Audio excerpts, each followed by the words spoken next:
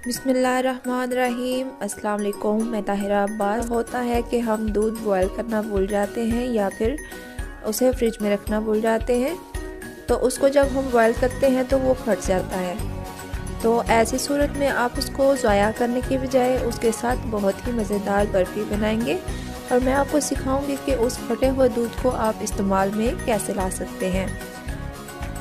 ये देखिए व्यूअर्स, मैंने दूध को बॉयल किया तो दूध जो है मुकम्मल फट चुका है।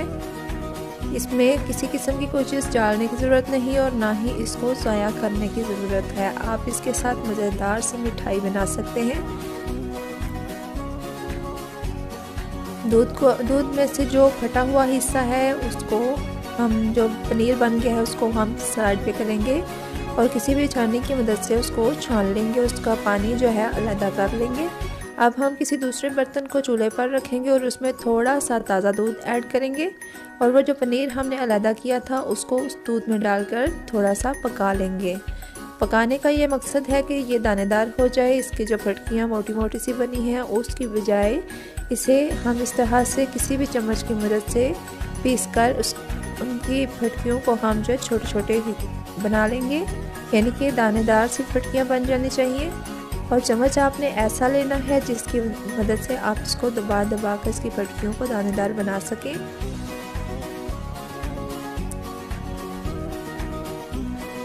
बिल्कुल इसी तरह से आपने मीडियम फ्लेम पर इसको रख के दूध में इसके पनीर को जो है अच्छी तरह से इसको मसल कर किसी हार्ड चम्मच की मदद से मसलना है इसको।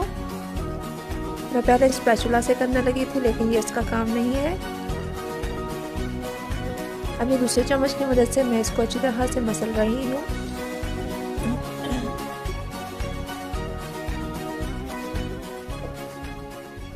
इसे हम थोड़ा सा पका लेंगे।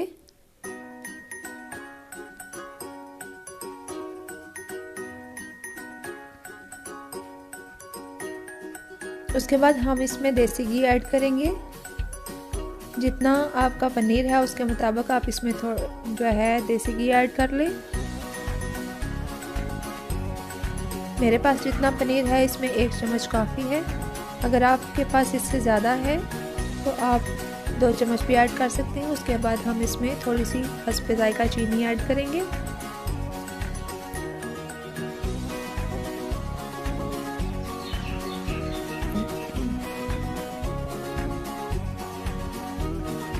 चीनी ऐड करने के बाद हम इसको अच्छी तरह से पका लेंगे।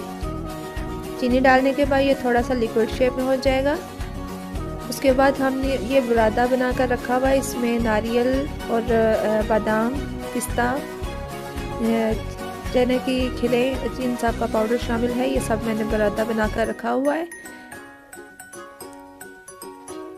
तो इसको हमने शामिल किया। इसको शामिल करते ही ये एक डो की फॉर्म में आना शुरू हो जाएगा। आपने इसको मुसलसल पकाते जाना है क्योंकि ये बुरादा शामिल करने के बाद जो है इसके जलने का खतरा होता है। ये देखिए व्यूअर्स, ये थोड़ा थोड़ा सा पैन के साथ लग रहा है। इसको आपने एहतियात के साथ पकाना है, इसको जलने नहीं देना बिल्कुल भी।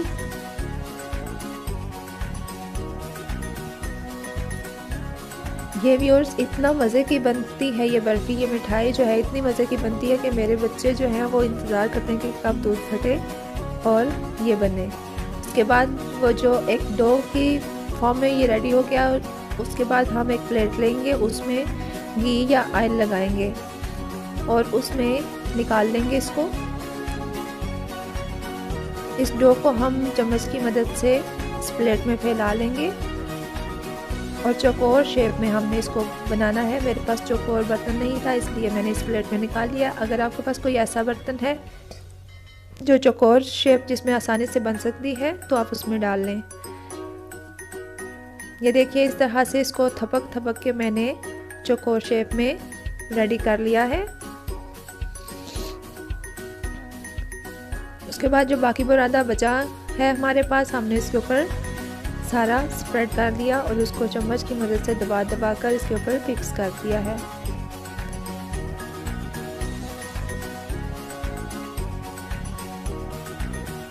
मेरे पास ये जो बुरादा है इसमें तिली, चने की खिलें, नारियल, बादाम, पिस्ता सब कुछ शामिल है। آپ اگر یہ بنا کے گھر میں رکھیں گے تو یہ بہت سی چیزوں میں کام آ جاتا ہے۔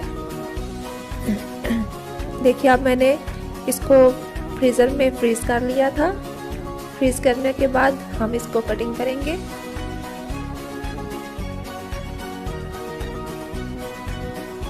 اور بہت ہی زبردست سی برفی ہماری ریڈی ہے۔ اس کو کھانے کے لیے بچے ویٹ کر رہے ہیں کیونکہ میرے بچوں کو یہ بہت ہی پسند ہے۔ آپ بھی انشاءاللہ اگر خدا نہ خواستہ دودھ آپ کے گھر پھٹ جائے تو آپ اس سے یہ برفی بنا لیں، یہ بہت ہی مزیدار بنتی ہے۔ آپ ایک بار بنائیں گے تو بار بار سب فرمائش پہ بنوائیں گے آپ سے۔